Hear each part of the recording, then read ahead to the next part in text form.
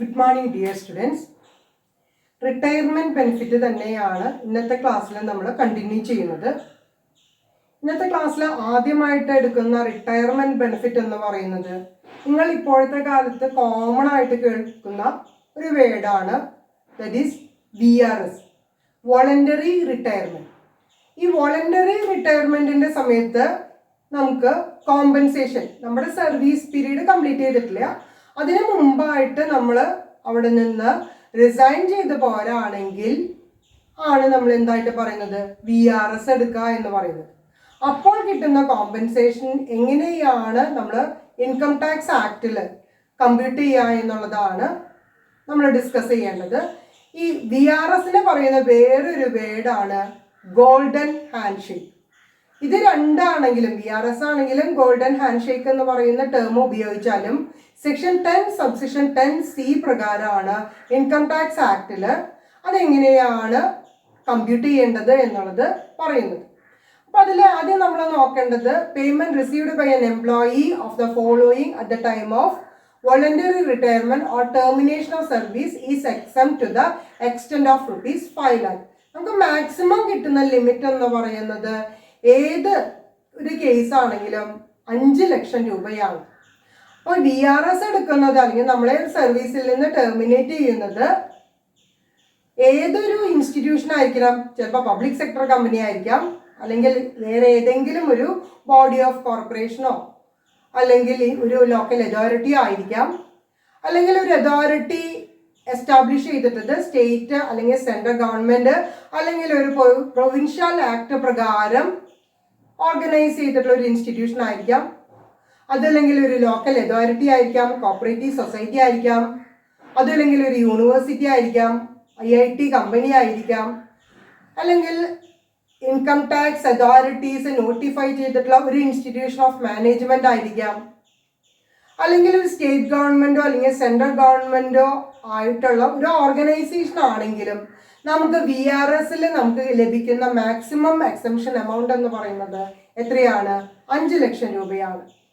ഇനി VRS എടുക്കുന്നത് under which the payment is being made must be framed in accordance with the guidelines prescribed in rule 2BA of the income tax rules.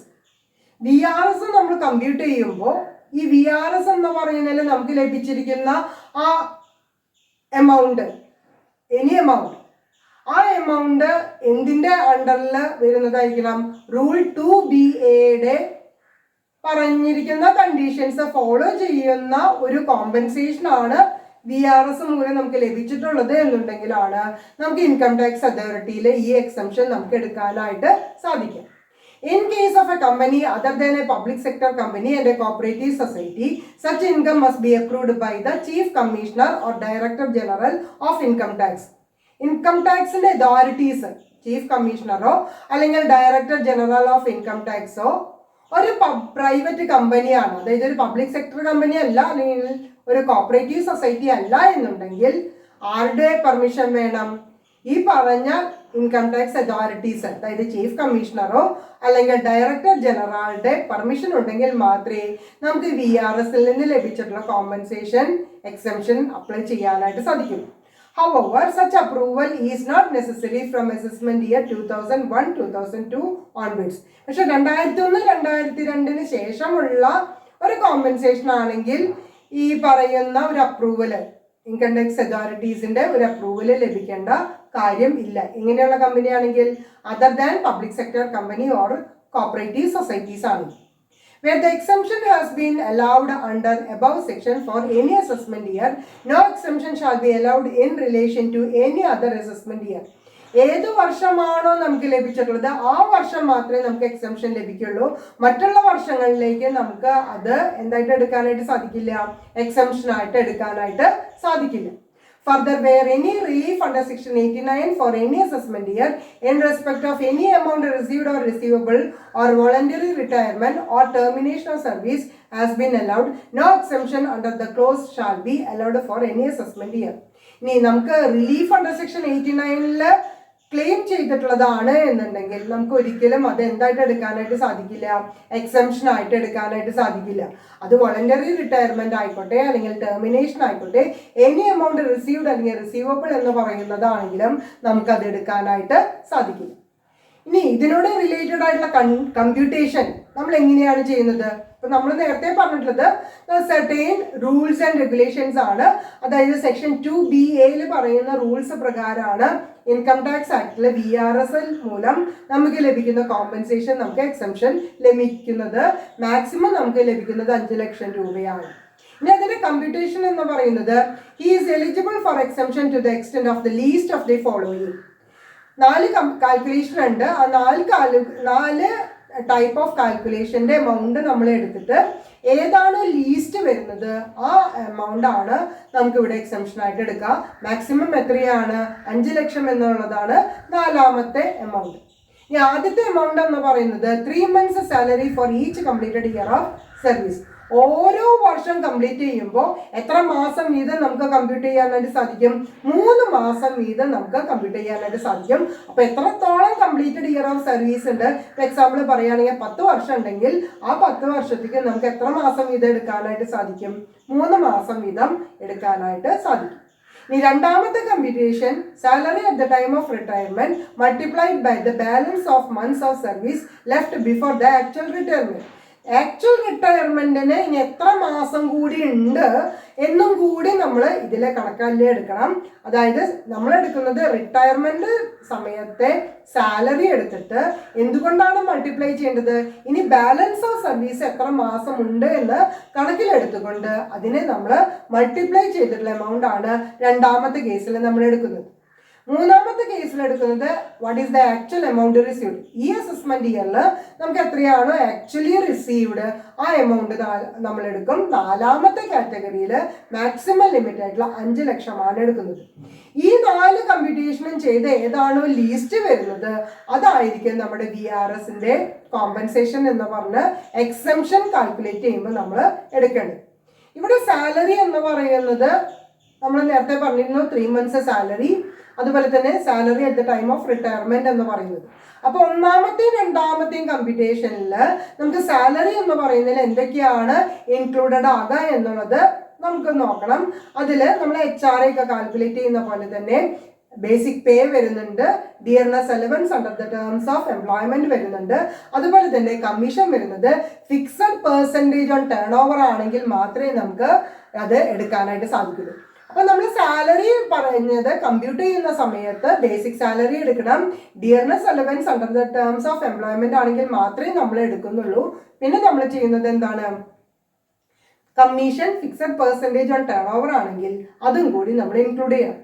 അപ്പൊ ഈ പറഞ്ഞ VRSന്റെ computation എല്ലാ സ്റ്റുഡൻസിനും ഈ പറഞ്ഞ rules and regulations മനസ്സിലാക്കാൻ വേണ്ടി നമുക്കൊരു പ്രോബ്ലം ചെയ്ത് നോക്കാം. ഞാൻ പ്രോബ്ലം വായിക്കാം. Mister Abu took VRS on 1st May 2020 at the age of 50 years and received rupees 7,60,000. The normal age of retirement is 58 years. He had completed 20 years of service. His monthly salary on retirement is rupees 15,000. Compute the taxable amount. ഇത്രയാണ് പ്രോബ്ലത്തിൽ തന്നിട്ടുള്ളത്. അപ്പോൾ ഇദ്ദേഹം VRS എടുക്കുന്നത് 1st May 2020 ആണ്. അപ്പോൾ അദ്ദേഹത്തിന്റെ വയസ്സ് 50 ആണ്. എത്രാമത്തെ വയസ്സിലാണ് ആക്ച്വലായിട്ട് അദ്ദേഹം റിട്ടയർ ചെയ്യേണ്ടത്? 58ാമത്തെ വയസ്സിലാണ് റിട്ടയർ ചെയ്യേണ്ടത്. നമുക്ക് കോമ്പൻസേഷൻ കിട്ടിയിട്ടുള്ളത് എത്രയാണ്? 7,60,000 രൂപയാണ് കോമ്പൻസേഷൻ കിട്ടിയിട്ടുള്ളത്. അപ്പൊ അതായിരിക്കും നമ്മുടെ തേർഡ് എമൗണ്ട് എന്ന് പറയുന്നത്. ഫോർത്ത് എമൗണ്ട് നമുക്ക് എല്ലാവർക്കും അറിയാവുന്നതാണ്, 5 ലക്ഷം രൂപയാണ്. ഇനി ഇദ്ദേഹത്തിന്റെ മന്ത്ലി സാലറി റിട്ടയർ ചെയ്യുന്ന സമയത്ത് എത്രയാണ്? 15,000 ആണ്. അപ്പൊ ഈ 15,000 വെച്ചിട്ടാണ് നമ്മൾ കമ്പ്യൂട്ട് ചെയ്യുന്നത്. അപ്പൊ നമുക്ക് ഇവിടെ കമ്പ്യൂട്ട് ചെയ്ത് നോക്കാം. നമുക്ക് ലീസ്റ്റ് എന്ന് പറയുന്നത് ഏത് എമൗണ്ട് ആണ് എടുക്കേണ്ടത്? ലീസ്റ്റ് എമൗണ്ട് എടുക്കേണ്ടത് ആദ്യത്തേത് നമുക്ക് നോക്കേണ്ടത് എത്ര ഇയർ ഓഫ് സർവീസ് ഉണ്ട് അത് വെച്ചിട്ട് നമുക്ക് 3 മാസമാണ് കിട്ടുന്നത്. ഇവിടെ ഇയർ ഓഫ് സർവീസ് എന്ന് പറയുന്നത് 20 years ആണെന്ന് പറഞ്ഞിട്ടുണ്ട്. സോ നമുക്ക് എന്ത് ചെയ്യണം? 20 years into 3 months. നമ്മൾ എടുക്കുന്നത് 20 വർഷം അദ്ദേഹം കംപ്ലീറ്റ് ചെയ്തിട്ടുണ്ട്. 1 വർഷത്തേക്ക് 3 മാസം എന്ന് പറയുന്ന കോമ്പൻസേഷൻ ആണ് കിട്ടുന്നത്. ഇദ്ദേഹത്തിന്റെ സാലറി എത്രയാണ്? 15,000 ആണ്. അപ്പോൾ 20 വർഷത്തേക്ക് 3 മാസം വെച്ച് നമ്മൾ നോക്കി, അതേ ഇൻറ്റു ആ മാസത്തെ സാലറി എന്ന് പറയുന്നത് എത്രയാണ് കിട്ടുന്നത്? 15,000 ആണ് കിട്ടുന്നത്. അപ്പൊ നമുക്ക് എത്ര രൂപ കിട്ടും? 9 lakh കിട്ടും. സോ 9 lakh ആണ് നമുക്ക് ഒന്നാമത്തെ ഫിഗർ ആയിട്ട് കിട്ടിയിട്ടുള്ളത്. ഇനി രണ്ടാമത്തെ ഫിഗറിൽ നോക്കേണ്ടത് ബാലൻസ് മാസം എത്രയുണ്ട് എന്നുള്ളതാണ്. അതായത് ഇദ്ദേഹം 1 May 2020 ഇദ്ദേഹം എന്ത് ചെയ്യുന്നത്? BRS എടുക്കുന്നത്. അദ്ദേഹത്തിന് 58 വയസ്സ് വരെയാണ് അദ്ദേഹത്തിന് വർക്ക് ചെയ്യാനായിട്ട് സാധിക്കുക. അപ്പൊ നമ്മൾ ഇവിടെ നോക്കുന്നത് 8 മാസം, 8 വർഷമുണ്ട്, 12 മാസം വെച്ചിട്ട് നോക്കിയിട്ട് നമ്മൾ കമ്പ്യൂട്ട് ചെയ്യേണ്ടതായിട്ട് വരും. അപ്പൊ നമ്മൾ എടുക്കാനായിട്ട് നമുക്ക് എളുപ്പം എന്താണ്? 15,000 ആണ് അദ്ദേഹത്തിന്റെ മാസത്തെ ശമ്പളം, ഇൻറ്റു 8 വർഷമുണ്ട്. 8 വർഷത്തിൽ എത്ര മാസം ഉണ്ട്? 12 മാസം വെച്ചിട്ടുണ്ട്. അപ്പൊ നമ്മള് 15,000 ഇൻറ്റു 8 ഇൻറ്റു 12 ചെയ്ത് കഴിഞ്ഞാൽ നമുക്ക് രണ്ടാമത്തെ എമൗണ്ട് കിട്ടും. അത് എത്രയാണ്? 14,40,000 രൂപയാണ്. ഇനി മൂന്നാമത്തെ കേസിൽ നമ്മൾ എടുക്കേണ്ടത് what is the actual amount received. ഇവിടെ നമുക്ക് പ്രോബ്ലത്തിൽ തന്നിട്ടുണ്ട് ആക്ച്വൽ എമൗണ്ട് റിസീവ്ഡ് എത്രയാണ്? 7,60,000 ആണ്. ഇനി ഫോർത്ത് കാറ്റഗറിയിലെ മാക്സിമം എമൗണ്ട് എന്ന് പറയുന്നത് എത്രയാണ്? 5 ലക്ഷം രൂപയാണ്. അപ്പൊ ഇവിടെ നിങ്ങൾ നോക്കാം, ഇവിടെ എത്ര രൂപയാണ് നിങ്ങൾക്ക് ലീസ്റ്റ് ആയിട്ട് വരുന്നത്? അതായത് നമുക്ക് ലീസ്റ്റ് എമൗണ്ട് ആയിട്ട് വരുന്നത് 5 ലക്ഷമാണ്. അപ്പൊ നമുക്ക് ഇവിടെ എക്സംഷൻ കിട്ടുന്നത് എത്രയാണ്? 5 ലക്ഷം രൂപയാണ് എക്സംഷൻ കിട്ടുന്നത്. നമ്മളോട് ഇവിടെ ചോദിച്ചിട്ടുള്ളത് ടാക്സബിൾ എമൗണ്ട് ആണ്. അപ്പൊ ടാക്സബിൾ എമൗണ്ട് നമ്മൾ കണ്ടുപിടിക്കാൻ നമുക്ക് എന്ത് ചെയ്യാം? ടാക്സബിൾ എമൗണ്ട് ഈക്വൽ ടു എന്താണ് ചെയ്യുന്നത്? നമുക്ക് ആക്ച്വലി കിട്ടിയിട്ടുള്ളത് 7,60,000 ആണ്. സോ 7,60,000 മൈനസ് 5 ലക്ഷം. അപ്പൊ നമുക്ക് ടാക്സബിൾ എമൗണ്ട് എന്ന് പറയുന്നത് കിട്ടുന്നത് എത്രയാണ്? 2,60,000 രൂപയാണ് നമുക്ക് ടാക്സബിൾ എമൗണ്ട് ആയിട്ട് കിട്ടുന്നത്. അപ്പൊ ഇവിടെ നമ്മള് BRS കാൽക്കുലേറ്റ് ചെയ്യാൻ നമ്മൾ ആദ്യം എന്താ ചെയ്തിട്ടുള്ളത്? എത്ര കംപ്ലീറ്റഡ് ഇയർ ഓഫ് സർവീസ് ഉണ്ട്? 20 ആണ്. ഒരു വർഷത്തേക്ക് നമുക്ക് 3 മാസമാണ് കിട്ടുന്നത്. ഇതാണ് അദ്ദേഹത്തിന്റെ റിട്ടയർ ചെയ്യുന്ന സമയത്തെ സാലറി. അപ്പൊ 20 × 3 × 15,000 എന്ന് പറയുമ്പോൾ നമുക്ക് 9 ലക്ഷം കിട്ടും. രണ്ടാമത്തെ കമ്പ്യൂട്ടേഷൻ എന്ന് പറയുന്നത് എത്ര ബാലൻസ് ഓഫ് സർവീസ് അദ്ദേഹത്തിന് ഉണ്ട് എന്നുള്ളതാണ്. അത് കണ്ടുപിടിക്കാനായിട്ട് നമുക്ക് 8 വർഷവും 12 മാസം വെച്ചിട്ട് നോക്കണം. അപ്പൊ 8 × 12 എന്ന് പറയുമ്പോൾ നമുക്ക് വരുന്നത് 96 മാസമാണ്. ആ 96 മാസത്തെ 15,000 രൂപ വെച്ചിട്ട് നമ്മൾ സാലറി കമ്പ്യൂട്ട് ചെയ്യുമ്പോൾ 14,40,000 വന്നു. What is the actually amount received? That is 7,60,000. Maximum limit എന്ന് പറയുന്നത് 5 ലക്ഷമാണ്. അപ്പൊ നമുക്ക് എക്സംഷൻ കിട്ടുന്നത് 5 ലക്ഷം രൂപയാണ്. ഈ 5 ലക്ഷം എക്സംഷൻ കിട്ടിക്കഴിഞ്ഞാൽ ബാക്കിയുള്ള എമൗണ്ട് ടാക്സബിൾ ആണ്. അപ്പൊ ഈ പ്രോബ്ലം നിങ്ങൾക്ക് മനസ്സിലായിട്ടുണ്ടാവും എന്ന് വിചാരിക്കുന്നു. ഇനി നെക്സ്റ്റ് റിട്ടയർമെന്റ് ബെനിഫിറ്റ് എന്ന് പറയുന്നത് deposit scheme for retired government or public sector company employees. Employees government എംപ്ലോയീസോ അല്ലെങ്കിൽ പബ്ലിക് സെക്ടർ എംപ്ലോയീസ് ആണെങ്കിൽ അവർക്ക് ഒരു ഡെപ്പോസിറ്റ് സ്കീം എന്ന് പറയുന്നത് ഗവൺമെന്റ് അപ്രൂവ് ചെയ്ത് കൊടുത്തിട്ടുണ്ട്. ആ സ്കീം പ്രകാരം സെക്ഷൻ 10 സബ്സെക്ഷൻ 15 പ്രകാരം ഇൻകം ടാക്സ് ആക്ടിൽ സർട്ടൻ എക്സെംഷൻസ് ഉണ്ട്. അതാണ് ഇനി നമ്മൾ ഡിസ്കസ് ചെയ്യാനായിട്ട് പോകുന്നത്. അപ്പൊ section 10 subsection 15 of the income tax act incorporates A number of investments the interest from which is totally exempt from taxation. Government approve ചെയ്ത് ഇൻകം ടാക്സ് അതോറിറ്റീസ് അപ്രൂവ് ചെയ്തിട്ടുള്ള ഒരു സെക്ഷനാണ് സെക്ഷൻ 10 സബ്സെക്ഷൻ 15 പ്രകാരം. ആ ഇൻകോർപ്പറേറ്റ്സിൽ നമ്മൾ ഇൻവെസ്റ്റ് ചെയ്തുകൊണ്ട് അതിൽ നിന്ന് കിട്ടുന്ന പലിശ നമുക്ക് എന്തായിട്ട് എടുക്കാം? എക്സംഷൻ ആയിട്ട് എടുക്കാവുന്നതാണ്. These investments may be considered as one of the options for investing various benefits received on retirement. അപ്പൊ ഈ പറയുന്ന ഇൻവെസ്റ്റ്മെന്റുകളൊക്കെ നമുക്ക് റിട്ടയർ ചെയ്തതിന് ശേഷം കിട്ടുന്ന ഇൻവെസ്റ്റ്മെന്റ് ആണ്. അതിൽ നമുക്ക് എക്സാമ്പിൾ ആയിട്ട് പറയാൻ പറ്റുന്നത് notified under section 10 subsection 15 4 subsection 1 is the deposit scheme for retired government or public sector company employees which is particularly attractive option for retiring employees of government and public sector companies. ഇപ്പൊ ഇതാണ് ഏറ്റവും government ആയാലും public sector employees ആയാലും ഏറ്റവും suitable ആയിട്ടുള്ള income tax authorities approve ചെയ്തിട്ടുള്ള deposit scheme എന്ന് പറയുന്നത്. വിത്ത് effect from assessment year 1991 the interest and deposit made under this scheme by an employee of central or state government out of the various retirement benefits received is exempt from income tax. 1990-91 തുടങ്ങിയിട്ട് ഈ deposit സ്കീമിൽ നമ്മൾ deposit ചെയ്യുകയും അതിൽ നിന്ന് കിട്ടുന്ന പലിശ എന്ന് പറയുന്നത് നമുക്ക് എന്തായിട്ട് എടുക്കാം, നമുക്ക് എക്സംഷൻ ആയിട്ട് എടുക്കാവുന്നതാണ്. അത് ഗവൺമെന്റ് എംപ്ലോയീസ് ആണെങ്കിലും പബ്ലിക് സെക്ടർ കമ്പനീസിലെ എംപ്ലോയീസ് ആണെങ്കിലും നമുക്ക് എക്സംഷൻ ലഭിക്കുന്നതാണ്.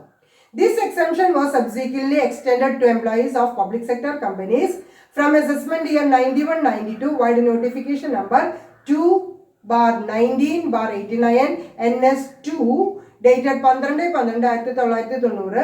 Salient features of the scheme are discussed below. ഇനി മുമ്പ് നമുക്ക് ഗവൺമെന്റ് എംപ്ലോയീസിൽ ഉണ്ടായിരുന്നത് വീണ്ടും പബ്ലിക് സെക്ടർ കമ്പനീസിൽ നമ്മൾ അത് എക്സ്റ്റെൻഡ് ചെയ്തിട്ടുണ്ട്. അത് അസസ്മെന്റ് ഇയർ 91-92 പ്രകാരമാണ് നമുക്ക് എക്സ്റ്റെൻഡ് ചെയ്ത് കിട്ടിയിട്ടുള്ളത്. അപ്പൊ അതിന്റെ സാലിയൻ ഫീച്ചേഴ്സ് എന്തൊക്കെ ഫീച്ചേഴ്സ് ആണ് ഈ പറയുന്ന പബ്ലിക് സെക്ടർ കമ്പനീസിലെ എംപ്ലോയീസിനും കൂടി ഇൻട്രസ്റ്റ് എക്സംപ്റ്റ് കിട്ടണമെന്നുണ്ടെങ്കിൽ നമ്മൾ ഫോളോ ചെയ്യേണ്ടത് അല്ലെങ്കിൽ കംപ്ലൈ ചെയ്യേണ്ട റൂൾസ് ആൻഡ് റെഗുലേഷൻസ് എന്ന് പറയുന്നത് rate of return 9% per annum ആയിരിക്കണം. The tax-free interest at the rate of 9% per annum payable half yearly on 30th June and 31st December. നമ്മൾ ഇൻവെസ്റ്റ് ചെയ്തിട്ടുള്ള ഇൻട്രസ്റ്റ് നമുക്ക് പേ ചെയ്യുന്നത് 30th ജൂൺ അല്ലെങ്കിൽ 31st ഡിസംബറിലായിരിക്കണം. അതിലെ tax free interest എന്ന് പറയുന്നത് എത്ര ശതമാനം വരെയാണ്? 9% വരെയാണ്. ഇനി അതിന്റെ ലിമിറ്റ് ഓഫ് ഇൻവെസ്റ്റ്മെന്റ് എന്ന് പറയുന്നത് മിനിമം 1000 രൂപയും മാക്സിമം എന്ന് പറയുന്നത് നമുക്ക് എത്ര വേണമെങ്കിലും ഡെപ്പോസിറ്റ് ചെയ്യാവുന്നതാണ്. But maximum not exceeding the total retirement benefit. എല്ലാ റിട്ടയർമെന്റ് ബെനിഫിറ്റിനേക്കാളും കൂടാനായിട്ട് പാടില്ല എന്ന് മാത്രമേ പറഞ്ഞിട്ടുള്ളൂ.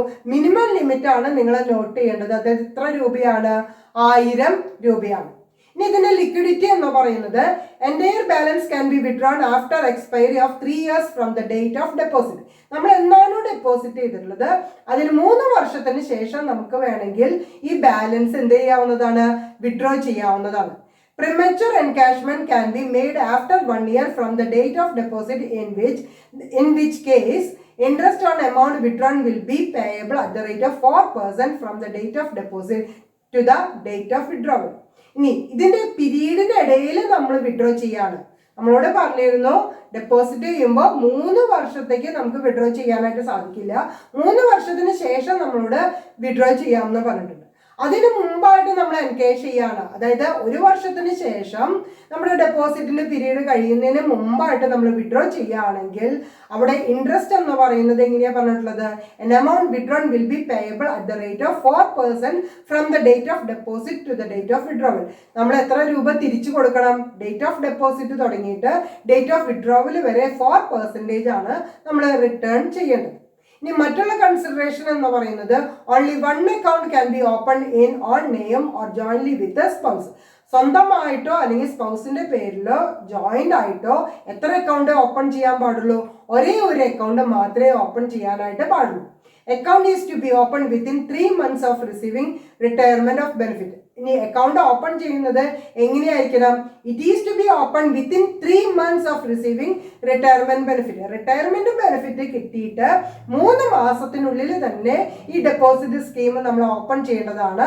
Scheme is operated through branches of State Bank of India and its subsidiaries and selected branches of nationalised bank. ഇനി ഈ ഡെപ്പോസിറ്റ് സ്കീം എവിടെയാണോ ഓപ്പൺ ചെയ്യേണ്ടത്? സ്റ്റേറ്റ് ബാങ്കിലോ അല്ലെങ്കിൽ സ്റ്റേറ്റ് ബാങ്ക് ഓഫ് ഇന്ത്യയുടെ സബ്സിഡറി കമ്പനീസോ അല്ലെങ്കിൽ ഏതെങ്കിലും ഒരു നാഷണലൈസ്ഡ് ബാങ്കിലാണ് നമുക്ക് ഇത് ഓപ്പൺ ചെയ്യാനായിട്ട് സാധിക്കും. അപ്പൊ ഇവിടെ നമ്മൾ പറഞ്ഞിട്ടുള്ളത് ഗവൺമെന്റ് എംപ്ലോയീസിനും അല്ലെങ്കിൽ പബ്ലിക് സെക്ടർ കമ്പനീസിന് നമുക്ക് ഒരു ഡെപ്പോസിറ്റ് സ്കീമിൽ, അത് ഇൻകം ടാക്സ് ആക്ടിൽ നോട്ടിഫൈ ചെയ്തിട്ടുള്ള സ്കീമുകളിൽ നമ്മൾ ഡെപ്പോസിറ്റ് ചെയ്യുകയാണെങ്കിൽ അതിന്റെ ഇൻട്രസ്റ്റ് എന്ന് പറയുന്നത് 9% വരെ നമുക്ക് എക്സംപ്റ്റ് ചെയ്യാനായിട്ട് സാധിക്കും. അതിന്റെ മിനിമം എമൗണ്ട് എന്ന് പറയുന്നത് 1000 രൂപ വേണം. മാക്സിമം എമൗണ്ട് എന്ന് പറയുന്നത് ടോട്ടൽ റിട്ടയർമെന്റ് ബെനിഫിറ്റിനേക്കാൾ കൂടാൻ പാടില്ല എന്നുള്ളതും, അതുപോലെ തന്നെ നമ്മളുടെ പീരീഡ് എന്ന് പറയുന്നത് 3 വർഷത്തിന് ശേഷം നമുക്ക് വേണമെങ്കിൽ വിഡ്രോ ചെയ്യാം. 3 വർഷത്തിന് മുമ്പായിട്ട് 1 വർഷത്തിന് ശേഷം നമ്മൾ വിഡ്രോ ചെയ്യുകയാണെങ്കിൽ നമ്മൾ 4% എന്ന് പറയുന്നത് പലിശ ഇനത്തിൽ നമ്മൾ എന്ത് ചെയ്യേണ്ടതായിട്ട് വരും? സറണ്ടർ ചെയ്യേണ്ടതായിട്ട് വരും. ഇതിലാണ് നമ്മളോട് പറഞ്ഞിട്ടുള്ളത്. പിന്നെ പറഞ്ഞിട്ടുള്ള ഒരു ഇമ്പോർട്ടൻ്റ് ആയിട്ടുള്ള എലമെന്റ്, ഒരു അക്കൗണ്ട് മാത്രമേ ഓപ്പൺ ചെയ്യാനായിട്ട് പാടുള്ളൂ. ജോയിന്റ് അക്കൗണ്ട് ആണെങ്കിലും സ്വന്തം പേരിലുള്ള അക്കൗണ്ട് ആണെങ്കിലും ഒരു അക്കൗണ്ട് മാത്രമേ നമുക്ക് ഓപ്പൺ ചെയ്യാനായിട്ട് സാധിക്കുള്ളൂ എന്നുള്ളത്. അപ്പൊ ഈ പറഞ്ഞ റൂൾസ് ആൻഡ് റെഗുലേഷൻസ് ബേസ് ചെയ്തുകൊണ്ട് എങ്ങനെയാണ് നമുക്ക് ടാക്സബിലിറ്റി കാൽക്കുലേറ്റ് ചെയ്യുക എന്നുള്ളത് അറിയാനായിട്ട് നമുക്ക് ഒരു പ്രോബ്ലം ചെയ്ത് നോക്കാം. ഞാൻ പ്രോബ്ലം വായിക്കാം. Mister Soni was an employee in X limited which was not covered by payment of gratuity act. The following particulars were furnished for the year ending 31/3/2021. Basic pay rupees 8,000 per month. DA at the rate of rupees 3,000 per month under the terms of employment. He retired on 1/1/2021 after completing 32 years of service. He received a pension of rupees 4,000 per month and gratuity of rupees 1,80,000. His average monthly salary including DA was 11,000 for the last 10 months. He also received rupees 2 lakh from an URPF. Assuming that salary is due on the last day of each month, compute the taxable salary. ഇത്രയാണ് നമ്മളോട് പ്രോബ്ലത്തിൽ പറഞ്ഞിട്ടുള്ളത്. നമ്മളോട് taxable salary ആണ് calculate ചെയ്യാനായിട്ട് പറഞ്ഞിട്ടുള്ളത്. അതുകൊണ്ട് തന്നെ നമ്മൾ ഗ്രോസ് സാലറി കാൽക്കുലേറ്റ് ചെയ്തിട്ട് അണ്ടർ സെക്ഷൻ 16 പ്രകാരമുള്ള ഡിഡക്ഷൻസ് കൂടി ഡിഡക്ട് ചെയ്തതിന് ശേഷം മാത്രമേ നമുക്ക് നെറ്റ് ടാക്സബിൾ സാലറി കണ്ടെത്താനായിട്ട് സാധിക്കുള്ളൂ. അപ്പൊ ഇവിടെ ബേസിക് സാലറി പറഞ്ഞിട്ടുണ്ട്. ആ ബേസിക് സാലറി ഇദ്ദേഹം എന്നാണ് റിട്ടയർ ചെയ്യുന്നത് ആ പീരീഡ് വരെ നമുക്ക് എടുക്കാനായിട്ട് സാധിക്കുള്ളൂ. DA തന്നിട്ടുണ്ട് 3,000 ആണ് പെർ മന്ത് തന്നിട്ടുള്ളത്. It is under the terms of employment ആണെന്നും പറഞ്ഞിട്ടുണ്ട്. ഇനി പെൻഷൻ കിട്ടിയിട്ടുണ്ട്, അത് 3 മാസത്തേക്കാണ് പെൻഷൻ കിട്ടിയിട്ടുള്ളത്. പിന്നെ ഗ്രാറ്റുവിറ്റി തന്നിട്ടുണ്ട്. അപ്പൊ ആ ഗ്രാറ്റുവിറ്റി നമ്മൾ മുമ്പ് പഠിച്ച പ്രകാരം തന്നെ, അപ്പൊ അതുകൊണ്ട് ആ ഒരു ബേസിസിൽ തന്നെയാണ് നമ്മൾ എടുക്കേണ്ടത്. പിന്നെ വന്നിട്ടത് ലംസം എമൗണ്ട് റിസീവ് ചെയ്തിട്ടുള്ളത് അൺറെക്കഗ്നൈസ്ഡ് പ്രൊവിഡന്റ് ഫണ്ട് ആണ്. അതുകൊണ്ട് തന്നെ നമുക്ക് ഹാഫ് ഓഫ് എംപ്ലോയേഴ്സ് കോൺട്രിബ്യൂഷൻ നമ്മൾ എന്ത് ചെയ്യേണ്ടതാണ്, ഇൻക്ലൂഡ് ചെയ്യേണ്ടതാണ്. ഇതെല്ലാം ചെയ്തതിന് ശേഷം ഇവിടെ അണ്ടർ സെക്ഷൻ 16 പ്രകാരം നമുക്ക് സ്റ്റാൻഡേർഡ് ഡിഡക്ഷൻ 50,000 നമുക്ക് ഡിഡക്ട് ചെയ്യാവുന്നതാണ്. അപ്പൊ ഇതും കൂടി നോക്കിയിട്ട് വേണം നമുക്ക് എന്ത് ചെയ്യാനായിട്ട്, നമുക്ക് പ്രോബ്ലം ചെയ്യാനായിട്ട്. അപ്പൊ നമുക്ക് പ്രോബ്ലം ചെയ്യാനായിട്ട് തുടങ്ങാം. നമ്മൾ ആദ്യം എന്താണ് ചെയ്യേണ്ടത്, ബേസിക് പേ ആണ് നമ്മൾ എടുക്കേണ്ടത്. ബേസിക് പേ നമ്മൾ കമ്പ്യൂട്ട് ചെയ്യുമ്പോൾ നമുക്ക് ശ്രദ്ധിക്കേണ്ട ഒരു ഫാക്ടർ എന്താണ്, ഇദ്ദേഹം എന്ന് വരെയാണ് ജോലി ചെയ്തിട്ടുള്ളത്. ഒന്ന് പ്രോബ്ലം നോക്കാം. പ്രോബ്ലം ഒന്ന് കറക്റ്റ് ആയിട്ട് നോക്കാം. ബേസിക് പേ 8,000 എന്ന് പറഞ്ഞിട്ടുണ്ട്. He retired on 1/1/2021. 1/1/2021 എന്ന് പറയുമ്പോൾ അദ്ദേഹം എത്ര കാലം വർക്ക് ചെയ്തിട്ടുണ്ട്? അദ്ദേഹം വർക്ക് ചെയ്തിട്ടുള്ളത് 1/4/2020 തുടങ്ങിയിട്ട് 31/12/2020 വരെയാണ് അദ്ദേഹം വർക്ക് ചെയ്തിട്ടുള്ളത്, അല്ലെ? അപ്പൊ എത്ര നാള് വർക്ക് ചെയ്തിട്ടുണ്ട്? April, May, June, July, August, September, October, November, December. 9 മാസമാണ് വർക്ക് ചെയ്തിട്ടുള്ളത്. ഒരു മാസത്തെ സാലറി എന്ന് പറയുമ്പോൾ എത്രയാണ്? 8,000 രൂപയാണ്. സോ 8,000 × 9 ആണ് നമ്മൾ എടുക്കുന്നത്. സോ നമുക്ക് എത്ര രൂപ കിട്ടും? 72,000 ആണ് ഇദ്ദേഹത്തിന്റെ ബേസിക് പേ കിട്ടുന്നത്. അപ്പൊ നമ്മൾ എടുക്കേണ്ടത് ഇടയിൽ വെച്ച് VRS എടുത്തിട്ടുള്ള ഒരു വ്യക്തിയാണ്. ഇദ്ദേഹത്തിന്റെ സർവീസ് എന്ന് പറയുന്നത് 1/1/2021 അവസാനിക്കുന്നു എന്ന് പറഞ്ഞു കഴിഞ്ഞാൽ നമ്മൾ എന്ത് ചെയ്യണം? ഏപ്രിൽ തുടങ്ങിയിട്ട് ആ VRS എടുക്കുന്ന ഡേറ്റ് വരെയുള്ള സാലറി മാത്രമേ നമുക്ക് എടുക്കേണ്ട കാര്യമുള്ളൂ. ഇനി ഇതുപോലെ തന്നെയാണ് DA പറഞ്ഞിട്ടുള്ളത്. DA നമുക്ക് ഒരു മാസത്തേക്ക് എത്ര പറഞ്ഞിട്ടുള്ളത്? 3,000 രൂപയാണ്. ഇവിടെയും നമുക്ക് 9 മാസത്തേക്ക് മാത്രമേ എടുക്കാൻ പറ്റുള്ളൂ. അപ്പൊ എത്ര രൂപയാണ്? 27,000 rupees ആണ് നമുക്ക് DA വരുന്നത്. അപ്പോ DAയും ബേസിക് പേയും നമുക്ക് എത്ര നാളത്തെ എടുക്കാനായിട്ട് സാധിക്കുള്ളൂ? 9 മാസത്തെ നമുക്ക് എടുക്കാനായിട്ട് സാധിക്കുള്ളൂ. ഇനി നമുക്ക് നെക്സ്റ്റ് നോക്കേണ്ടത് പെൻഷൻ ആണ്. ഇവിടെ പ്രോബ്ലത്തില് പെൻഷന്റെ കാര്യം എന്താ പറഞ്ഞിട്ടുള്ളത്? He retired on 1/1/2021 after completing 32 years of service. അയാളുടെ കംപ്ലീറ്റഡ് സർവീസ് എന്ന് പറയുന്നത് 32 വർഷമാണ്. അദ്ദേഹത്തിന് പെൻഷൻ കിട്ടിയിട്ടുള്ളത് 4,000 പെർ മന്തും ഗ്രാറ്റുവിറ്റി 1,80,000 ആണ്. അപ്പൊ ഇതിനെ ബേസ് ചെയ്തുകൊണ്ടാണ് നമ്മൾ എടുക്കേണ്ടത്. ഇയാള് റിട്ടയർ ചെയ്തത് ജനുവരി ആണെങ്കിൽ പെൻഷൻ കിട്ടിയിട്ടുള്ളത് എത്ര മാസത്തേക്കായിരിക്കും? 3 മാസത്തെ, അതായത് ജനുവരി, ഫെബ്രുവരി, മാർച്ച് 3 മാസത്തെ പെൻഷൻ ആയിരിക്കും കിട്ടിയിട്ടുണ്ടാവും. അപ്പൊ നമ്മളിവിടെ പെൻഷൻ എന്ന് പറയുന്നത് എങ്ങനെ കണക്കാക്കണം? പെൻഷൻ കിട്ടിയിട്ടുള്ളത് എന്ന് മുതലാണ്? 1/1/21 മുതൽ 31/3/21 വരെയുള്ള പീരീഡ് ആണ് നമ്മൾ എടുക്കുന്നത്. അതായത് 4000 ആണ് നമുക്ക് പെൻഷൻ കിട്ടിയിട്ടുള്ളത്. ഇൻറ്റു 3 എന്ന് പറയുമ്പോൾ നമ്മൾ എത്ര എടുക്കും? 12,000 രൂപയാണ് നമുക്ക് പെൻഷൻ എടുക്കാനായിട്ട് സാധിക്കുക. അപ്പൊ നിങ്ങൾ ഇമ്പോർട്ടൻ്റ് ആയിട്ട് ശ്രദ്ധിക്കേണ്ടത് എന്ന് മുതൽ എന്ന് വരെയുള്ള പെൻഷനാണ് നമുക്ക് കമ്പ്യൂട്ട് ചെയ്യേണ്ടത് എന്നുള്ളതാണ്. ഇവിടെ ജനുവരി തുടങ്ങിയിട്ടാണ് അദ്ദേഹം VRS എടുത്തിട്ടുള്ളത്. അതുകൊണ്ട് തന്നെ അദ്ദേഹത്തിന്റെ പെൻഷൻ എത്ര നാളെ കിട്ടുള്ളൂ? ജനുവരി, ഫെബ്രുവരി, മാർച്ച് 3 മാസത്തെ മാത്രമേ പെൻഷൻ കിട്ടുള്ളൂ. ഇനി നമുക്ക് കണക്കാക്കേണ്ടത് ഗ്രാറ്റുവിറ്റി ആണ്. ഗ്രാറ്റുവിറ്റി നമുക്ക് എങ്ങനെ കണക്കാക്കാം? ഇദ്ദേഹത്തിന്റെ സർവീസ് പീരീഡ് എത്രയാണ്? 32 ഇയേഴ്സ് ഓഫ് സർവീസ് ആണ് തന്നിട്ടുള്ളത്. ഇദ്ദേഹത്തിന്റെ റിട്ടയർ ചെയ്യുന്ന സമയത്തുള്ള ഇൻക്ലൂഡിങ് DA എന്ന് പറയുന്നത് എത്രയാന്ന് പറഞ്ഞിട്ടുണ്ട്? 11,000 ആണെന്ന് പറഞ്ഞിട്ടുണ്ട്. അതുപോലെ തന്നെ ഇവിടെ പ്രത്യേകം ശ്രദ്ധിക്കുക, ഫസ്റ്റ് സെന്റൻസിൽ എന്ത് പറഞ്ഞിട്ടുണ്ട്? It is not covered by payment of gratuity act. Gratuity act cover ചെയ്യാത്ത സ്കീം എന്ന് പറഞ്ഞു കഴിഞ്ഞാൽ നമ്മൾ എത്ര എടുക്കുക? ഹാഫ് മന്ത് സാലറി ആണ് എടുക്കുക.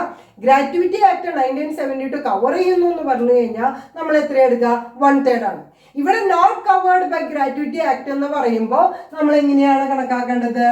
11,000 ആണ് average salary into half into എത്ര ഇയർ ഓഫ് സർവീസ് ഉണ്ട്? 32 ഇയേഴ്സ് ഓഫ് സർവീസ് ആണ് നമ്മൾ ഇവിടെ എടുക്കുന്നത്. അപ്പൊ 11,000 ഇൻറ്റു ഹാഫ് ഇൻറ്റു 32 എന്ന് പറയുമ്പോൾ നമുക്ക് എത്ര രൂപ കിട്ടും? 1,76,000 കിട്ടും. ഇനി ഇത് ഒന്നാമത്തെ കാൽക്കുലേഷൻ ആണ്. രണ്ടാമത്തെ കാൽക്കുലേഷനിൽ നമുക്ക് what is the actual amount received, എത്രയാണ് നമുക്ക് മാക്സിമം നമുക്ക് ഇവിടെ കിട്ടിയിട്ടുള്ളത്? ദാറ്റ് ഈസ് 1,80,000 ആണ്. 1,80,000 രൂപയാണ് നമുക്ക് കിട്ടിയിട്ടുള്ളത്. മൂന്നാമത്തെ എമൗണ്ട് എന്ന് പറയുന്നത് എന്താണ്? നമുക്ക് മാക്സിമം കിട്ടുന്നത് എത്രയാണ്? 20 lakh ആണ്. അപ്പൊ നമുക്ക് 3 എമൗണ്ട് കിട്ടിയിട്ടുണ്ട്. ഏതൊക്കെയാണ്? 1,76,000, 1,80,000, 20 lakh. അപ്പൊ ഇതിൽ ഏതാണ് ലീസ്റ്റ് ആയിട്ട് വരുന്നത്? ലീസ്റ്റ് ആയിട്ട് വരുന്നത് 1,76,000 ആണ്. അപ്പൊ നമ്മളിവിടെ എന്ത് ചെയ്യണം? ഈ 1,80,000 നിന്ന് 1,76,000 കുറച്ചാൽ കിട്ടുന്ന തുകയാണ് നമുക്ക് എന്തായിട്ട് വരുന്നത്? ടാക്സബിൾ ആയിട്ട് വരുന്നത്. അപ്പോ 1,80,000 മൈനസ് 1,76,000 എന്ന് പറയുമ്പോൾ നമുക്ക് ഗ്രാറ്റുവിറ്റി ടാക്സബിൾ എത്ര വരും? 4,000 റുപ്പീസ് ആണ് ഗ്രാറ്റുവിറ്റി നമുക്ക് വരുന്നത്. അപ്പൊ ഗ്രാറ്റുവിറ്റി കണ്ടെത്താനായിട്ട് നമ്മൾ ചെയ്തത് എന്താ? Not covered by the gratuity act 1972 എന്ന് പറഞ്ഞത് കൊണ്ടാണ്. അതുപോലെ തന്നെ DA അടങ്ങുന്ന ആവറേജ് സാലറി നമുക്ക് 11,000 തന്നിട്ടുണ്ട്. ആ 11,000 കൂടി കണക്കിലെടുത്തുകൊണ്ട് ഹാഫ് പോർഷൻ ആണ് നമ്മൾ എടുക്കേണ്ടത്. ഇയാളുടെ കംപ്ലീറ്റഡ് ഇയർ ഓഫ് സർവീസ് എന്ന് പറയുന്നത് 32 നമുക്ക് തന്നിട്ടുണ്ട്. അപ്പൊ ഇത് വെച്ചുകൊണ്ട് നമുക്ക് 3 എമൗണ്ട് കണ്ടെത്തുകയും ലീസ്റ്റ് എമൗണ്ട് ആയിട്ടുള്ള 1,76,000 കണ്ടെത്തി അതിൽ നിന്ന് ഡിഡക്ട് ചെയ്യുകയാണ് ചെയ്തത്. ഇനി നമുക്ക് നെക്സ്റ്റ് ഐറ്റം നമുക്ക് അഡ്ജസ്റ്റ് ചെയ്യേണ്ടത്, നമുക്ക് URPF അൺറെക്കഗ്നൈസ്ഡ് പ്രൊവിഡന്റ് ഫണ്ടിൽ നിന്ന് എത്ര രൂപ കിട്ടിയിട്ടുണ്ട്? 2 lakh റുപ്പീസ് കിട്ടിയിട്ടുണ്ട്. അപ്പൊ നമുക്ക് lump sum amount unrecognised provident fund കിട്ടിയിട്ടുണ്ടെങ്കിൽ നമുക്ക് എംപ്ലോയറുടെ കോൺട്രിബ്യൂഷൻ ആണ് നമുക്ക് എന്ത് ചെയ്യാൻ പറ്റുന്നത്? ടാക്സബിൾ ആയിട്ട് കിട്ടുന്നത്.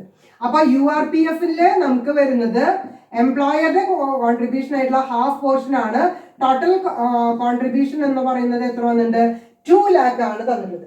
അപ്പൊ 2 ലക്ഷത്തിന്റെ പകുതി എന്ന് പറയുമ്പോൾ നമുക്ക് ടാക്സബിൾ എമൗണ്ട് എത്ര എടുക്കാനായിട്ട് സാധിക്കും? 1 lakh ആണ് നമുക്ക് എടുക്കാനായിട്ട് സാധിക്കും. അപ്പൊ അൺറെക്കഗ്നൈസ്ഡ് പ്രൊവിഡന്റ് ഫണ്ട് ആയതുകൊണ്ട് എംപ്ലോയറുടെ കോൺട്രിബ്യൂഷൻ എന്താണ്? ടാക്സബിൾ ആണ്. അപ്പൊ ഇവിടെ എംപ്ലോയറുടെ കോൺട്രിബ്യൂഷൻ എന്ന് പറയുന്നത് 2 പേരുടെയും പകുതി എന്നുള്ള ഒരു അസംഷനിലാണ് നമ്മൾ എന്ത് ചെയ്തിട്ടുള്ളത്? 2 ലക്ഷത്തിന്റെ പകുതി ആയിട്ടുള്ള 1 lakh എടുത്തിട്ടുള്ളത്. അപ്പൊ ഇതെല്ലാം കൂടി കൂട്ടുമ്പോൾ നമുക്ക് എന്ത് കിട്ടും? ഗ്രോസ് സാലറി കിട്ടും. അപ്പൊ ഇവിടെ ഗ്രോസ് സാലറി എത്രയാണ്? അതായത് 72,000 പ്ലസ് 27,000, 12,000, 4,000, 1 ലക്ഷം കൂടി കൂട്ടുമ്പോൾ നമുക്ക് എന്ത് കിട്ടും? ഗ്രോസ് സാലറി കിട്ടും. That is 2,15,000. 2,15,000 ആണ്. ഇനി ലെസ് അണ്ടർ സെക്ഷൻ 16 എന്ന് പറയുന്നത് നമ്മുടെ സ്റ്റാൻഡേർഡ് ഡിഡക്ഷൻ എത്രയാണ്? 50,000 റുപ്പീസ് ആണ്. 50,000 രൂപയാണ് ഈ അസസ്മെന്റ് ഇയറിൽ എന്ത് കിട്ടുന്നത്, സ്റ്റാൻഡേർഡ് ഡിഡക്ഷൻ കിട്ടുന്നത്.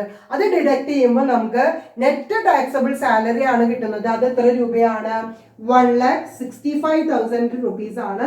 ഇതാണ് നമ്മളുടെ എന്ത് നെറ്റ് ടാക്സബിൾ സാലറി എന്ന് പറയുന്നത്. അപ്പൊ net taxable salary equal to 1,65,000. അപ്പൊ ഇവിടെ നമ്മൾ എന്താ ചെയ്തിട്ടുള്ളത്, ബേസിക് പേ കണ്ടെത്താനായിട്ട് ഇദ്ദേഹത്തിന്റെ ആ ഫിനാൻഷ്യൽ ഇയറിൽ എത്ര നാൾ ഓഫ് സർവീസ് ഉണ്ടെന്ന് നോക്കി. അതാണ് 1/4/2020 മുതൽ 31/12/2020 വരെ നമ്മൾ എടുക്കുകയും അതാണ് 9 മാസമായിട്ട് എടുത്തുകൊണ്ട് 8,000 രൂപയാണ് അദ്ദേഹത്തിന്റെ ബേസിക് പേ എന്ന് നമുക്ക് പ്രോബ്ലത്തിൽ തന്നിട്ടുണ്ട്. ഇൻറ്റു 9 ചെയ്യുമ്പോൾ 72,000 കിട്ടി. ഇനി DA നമുക്ക് 3,000 തന്നിട്ടുണ്ട്. അവിടെയും നമുക്ക് ഈ 1/4/2020 മുതൽ 31/12/2020 വരെ തന്നെ നമുക്ക് കമ്പ്യൂട്ട് ചെയ്യാനായിട്ട് സാധിക്കുള്ളൂ. അപ്പൊ അത് നമുക്ക് 27,000 കിട്ടി. പെൻഷൻ നമുക്ക് ജനുവരിയിലെ VRS എടുത്തിട്ടുള്ളൂ. അതുകൊണ്ട് തന്നെ ജനുവരി, ഫെബ്രുവരി, മാർച്ച് 3 മാസത്തിൽ നമുക്ക് കമ്പ്യൂട്ട് ചെയ്യാനായിട്ട് സാധിക്കുള്ളൂ. അപ്പൊ നമുക്ക് പെൻഷൻ എന്ന് പറയുന്നത് 4,000 രൂപയാണ് പെൻഷൻ നമുക്ക് പ്രോബ്ലത്തിൽ തന്നിട്ടുണ്ട്. സോ 4,000 into 3 12,000 കിട്ടി. ഇനി ഗ്രാറ്റുവിറ്റി കണ്ടെത്താനായിട്ട് നമുക്ക് ആവറേജ് സാലറി ഇൻക്ലൂഡിംഗ് DA തന്നിട്ടുണ്ട്. അത് വെച്ചുകൊണ്ട് not covered by the gratuity act 1972 എന്ന് പറഞ്ഞതുകൊണ്ടാണ് ഹാഫ് ചെയ്തിട്ടുള്ളത്. പിന്നെ 32 എന്ന് പറയുന്നത് അയാളുടെ കംപ്ലീറ്റഡ് സർവീസ് പീരീഡ് ആണ്. അപ്പൊ അതും കൂടി നമ്മൾ ചെയ്തു. അതിനുശേഷം നമ്മൾ ചെയ്യുന്നത് നമ്മളുടെ എമൗണ്ട്, ആക്ച്വൽ എമൗണ്ട് റിസീവ്ഡ് ആണ്. That is 1,80,000. മാക്സിമം എമൗണ്ട് എന്ന് പറയുന്നത് 20 lakh ആണ്. ഇതിൽ ഏതാണ് ലീസ്റ്റ് വരുന്നത്, ദാറ്റ് ഈസ് 1,76,000 ആണ്. അപ്പൊ 1,80,000 1,76,000 കഴിഞ്ഞ ബാലൻസ് 4,000 ആണ് എന്തായിട്ട് വരുന്നത്, ടാക്സബിൾ ആയിട്ട് വരുന്നത്. ഇനി അൺറെക്കഗ്നൈസ്ഡ് പ്രൊവിഡന്റ് ഫണ്ട് ആവുമ്പോൾ എംപ്ലോയിയുടെ കോൺട്രിബ്യൂഷൻ ടാക്സബിൾ അല്ല, പക്ഷേ എംപ്ലോയറുടെ കോൺട്രിബ്യൂഷൻ ടാക്സബിൾ ആണ്. അതുകൊണ്ട് തന്നെയാണ് നമ്മൾ പകുതി എന്തായിട്ട് എടുത്തിട്ടുള്ളത്, എംപ്ലോയറുടെ കോൺട്രിബ്യൂഷൻ ആയിട്ട് എടുത്തുകൊണ്ട് 1 lakh നമ്മൾ എഴുതി. അതെല്ലാം കൂടി ആഡ് ചെയ്തപ്പോൾ നമുക്ക് എന്ത് കിട്ടി, ഗ്രോസ് സാലറി കിട്ടി.